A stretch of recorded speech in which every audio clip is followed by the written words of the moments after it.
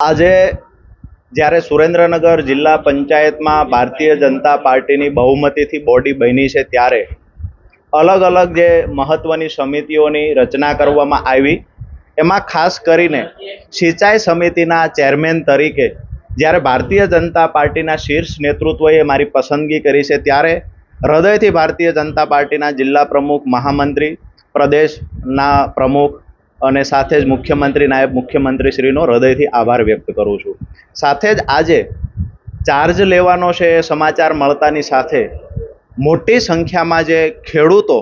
મને પ્રેમ આપવા માટે, મારો ઉત્સાહ વધારવા માટે અહીંયા ઉપસ્થિત રહ્યા છે, ત્યારે હજારોની સંખ્યામાં ઉપસ્થિત રહેલા ખેડૂતોનો પણ હૃદયથી આભાર વ્યક્ત કરું છું. અને આ ચાર્જ લેતાની સાથે ભગવાન અને માતાજીના ચરણોમાં પ્રાર્થના કરું છું કે જે ખરેખર મને જવાબદારી પાર્ટી દ્વારા આપવામાં આવી છે, આ જવાબદારીમાં ખરો ઉતરું. વધુમાં વધુ જે તળાવ અને ચેક ડેમો, જે